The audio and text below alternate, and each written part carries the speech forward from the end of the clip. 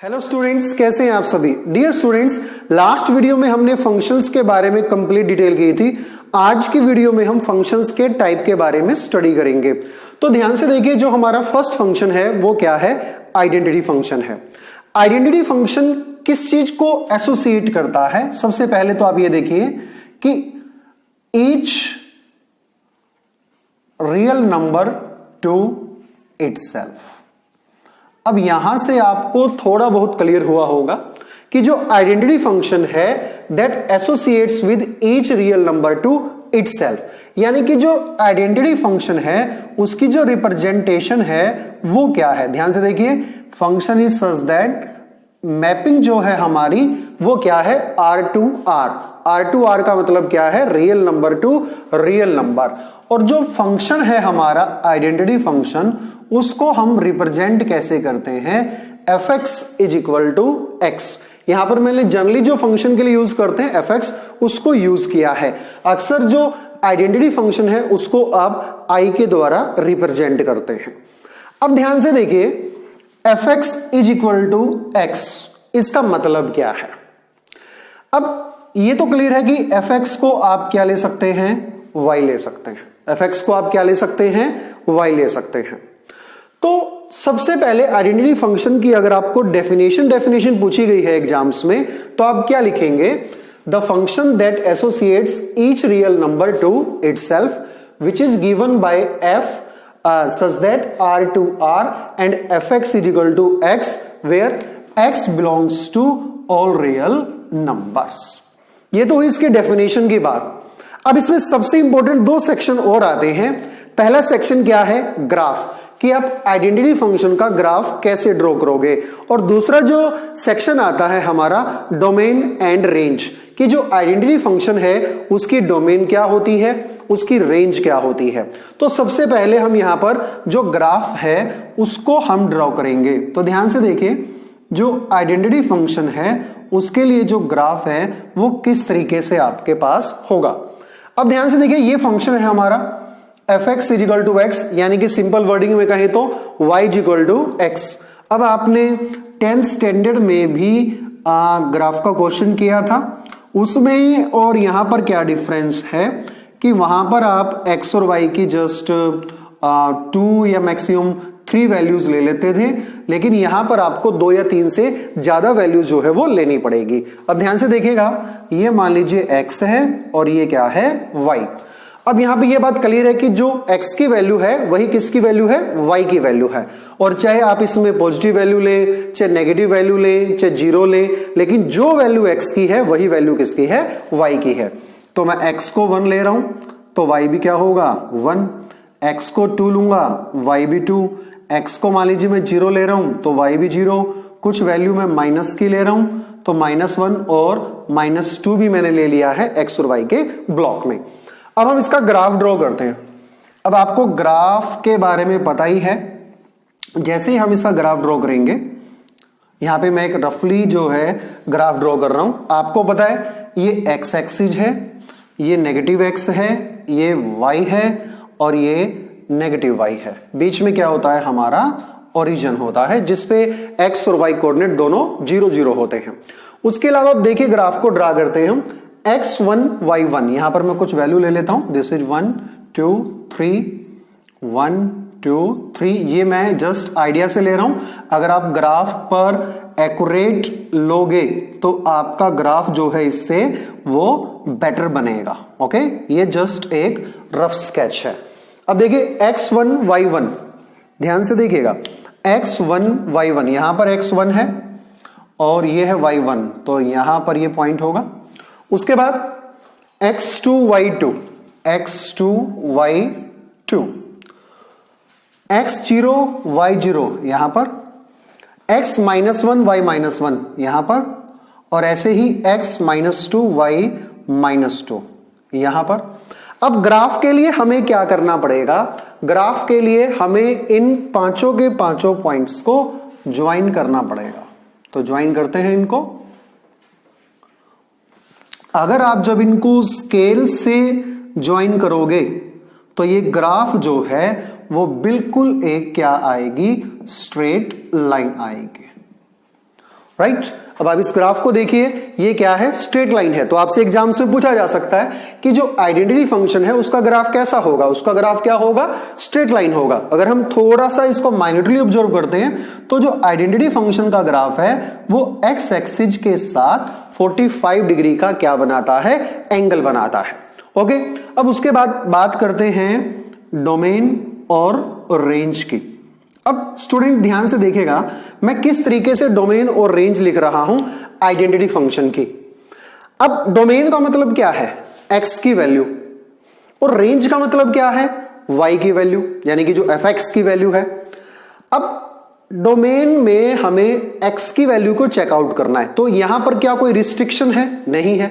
मैं x की value positive भी ले सकता हूं, नेगेटिव भी ले सकता हूं, जीरो भी ले सकता हूं, मतलब कोई भी रियल वैल्यू जो है मैं x की ले सकता हूं। तो यही क्या हो गई, हमारी डोमेन हो गई।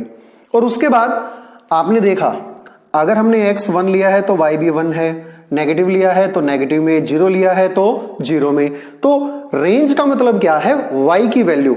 तो जैसे x की वैल्यू डोमेन यानी कि r थी, इसी तरीके से जो हमारी रेंज होगी y की वैल्यू वो भी क्या होगी, r होगी। ओके स्टूडेंट्स, तो ये था हमारा टॉपिक आइडेंटिटी फंक्शन। नेक्स्ट देखिए स्टूडेंट्स, हमारा सेकंड टाइप का जो फंक्शन है वो है कांस्टेंट फंक्शन। अब सबसे पहले देखिए कि जो कांस्टेंट फंक्शन है उसको डिफाइंड कैसे किया जाता है। Constant function is defined by fx is equal to C, fx is equal to C, और जो c है हमारा वो क्या है, रियल नंबर है। अब ध्यान से देखिए student, constant function defined by fx is equal to c where c is a real number.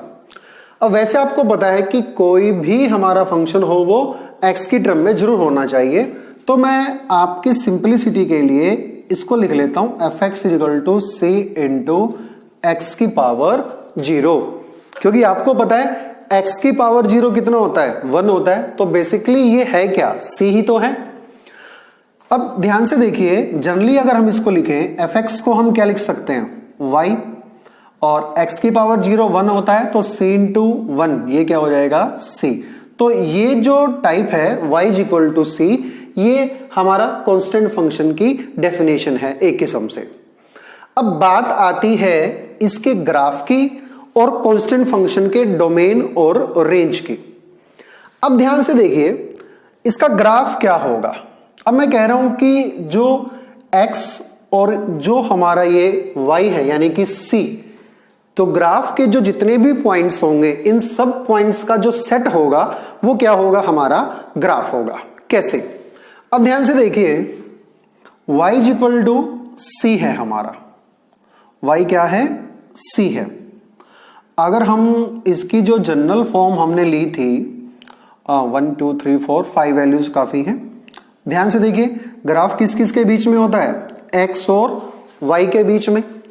अब ये जो हमारी डेफिनेशन थी यानी कि y is equal to c x की पावर 0, अब यहां पर हम x की वैल्यू रखेंगे। अब x की वैल्यू कुछ भी रख सकते हैं हम, x की वैल्यू 1 रखते हैं सपोज, तो y क्या आएगा, x की वैल्यू 1 रखा, 1 की पावर 0, आपको पता है किसी की भी पावर 0 हो एक्सेप्ट 0 वो क्या होता है, 1 होता है। तो 1 की पावर 0 1 इंटू सी क्या हो जाएगा, c।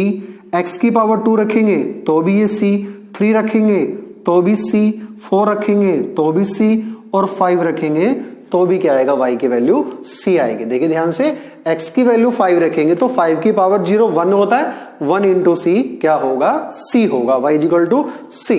तो ये बात तो क्लियर हो गई है कि x की चाहे कुछ भी वैल्यू ले ले हम, y तो हमारी क्या रहेगी, c रहेगी, कांस्टेंट वैल्यू रहेगी। अब ये कांस्टेंट क्या है, कुछ भी एक फिक्स वैल्यू, चाहे वो पॉजिटिव +2 भी हो सकती है, -2 भी हो सकती है, 0 भी हो सकती है, तो एक फिक्स वैल्यू रहेगी।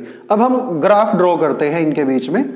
ध्यान से देखेगा इसका जो ग्राफ है वो किस तरीके से रिप्रेजेंट किया जाएगा। ये आपको पता है x, ये क्या है x डैश, ये क्या है y डैश, बीच में है हमारा ओरिजिन। अब ध्यान से देखिए x की वैल्यू क्या है, 1 2 3 4 5, 1 2 3 4 5 और y की वैल्यू क्या है c। अब c को मैं यहां पर 3 केस हो सकते हैं। मान लीजिए एक वैल्यू में प्लस ले रहा हूं, लेट इट बी कि मैंने 3 लिया है, एक वैल्यू में माइनस ले रहा हूं और एक वैल्यू में ले रहा हूं 0। तो ये 3 पॉसिबल वैल्यूज हो सकती हैं, पॉजिटिव, नेगेटिव और 0। अब ध्यान से देखिए जो x है हमारा वो क्या है 1 2 3 4 5। अब यहां पर x भी अगर नेगेटिव में होता तो ग्राफ इधर की ओर चला जाता। अब c क्या है, सपोज फर्स्ट केस में c3 है, यानी कि 1 2 3, तो c3 है, x1 है, ध्यान से देखिए, तो यहां पर x2 है, तो यहां पर x3 है, तो यहां पर 4 है, तो यहां पर 5 है, तो यहां पर अगर वैसे तो हमने ये 1 2 5 लिया है, अगर हम कोई भी नेगेटिव वैल्यू लेते तो भी हमारी जो ग्राफ के लिए जो डॉट्स हैं वो इस तरीके से बन जाती और सब इन सबको अगर हम ज्वाइन करेंगे तो ये क्या बनेगा, हमारा ग्राफ बनेगा। ठीक है, ग्राफ किसका है ये, fx इज इक्वल टू सी का है। कब है, जब c हमारा ग्रेटर देन 0 है। इसी तरीके से जब आप c की वैल्यू नेगेटिव लेंगे, मान लीजिए ये मैंने लिया था c is equal to 3, c3 का मतलब यहां पर ग्रेटर देन 0 है। इसी तरीके से c की वैल्यू माइनस में लेंगे तो -1 -2 -3, तो ग्राफ हमारा कहां चला जाएगा, नीचे चला जाएगा। तो c की वैल्यू क्या हुई, लेस देन 0। और अगर c की वैल्यू 0 लेंगे तो ग्राफ कहां पर आ जाएगा, x एक्सिस के ऊपर आ जाएगा। ग्राफ कहां पर आएगा हमारा, x एक्सिस के ऊपर आ जाएगा। तो कहने का मतलब क्या है कि जो कांस्टेंट फंक्शन है हमारा fx is equal to c, उसके लिए जो ग्राफ होगा उसके लिए क्या कंडीशन होगी, वो या तो पैरेलल टू x एक्सिस होगा। पैरेलल टू x एक्सिस कब होगा, जब c जो है ग्रेटर देन 0 है या फिर लेस देन 0 है। लेकिन x एक्सिस पर होगा कब, जब c क्या है 0। यहां पर c क्या था, नेगेटिव या फिर पॉजिटिव। तो ये तो था हमारा c के लिए, कांस्टेंट फंक्शन के लिए ग्राफ। अब बात आती है कांस्टेंट फंक्शन की डोमेन और रेंज। कांस्टेंट फंक्शन की डोमेन और रेंज। अब डोमेन का मतलब क्या है, x की वैल्यू। अब x की वैल्यू तो हम कुछ भी पुट कर सकते हैं, x की वैल्यू कुछ भी पुट कर सकते हैं। तो डोमेन क्या हुई हमारी, r, रियल नंबर, कुछ भी पुट कर सकते हैं। लेकिन रेंज क्या होती है, y की वैल्यू। आपने देखा x की वैल्यू कुछ भी पुट करें लेकिन y की वैल्यू c आ रही है, तो यहां पर रेंज क्या होगी, c का मतलब क्या है, कांस्टेंट वैल्यू। जो भी आप लेंगे, चाहे वो +3 है, चाहे वो -3 है या फिर 0 है। ओके स्टूडेंट, तो ये था हमारा कांस्टेंट फंक्शन। ओके स्टूडेंट, आज की वीडियो में हम इतना ही करते हैं। One more request, those students who are new to my YouTube channel, please don't forget to subscribe, and more important thing is that share maximum this video to the students or the classmates who are studying in class 11th. Thank you very much.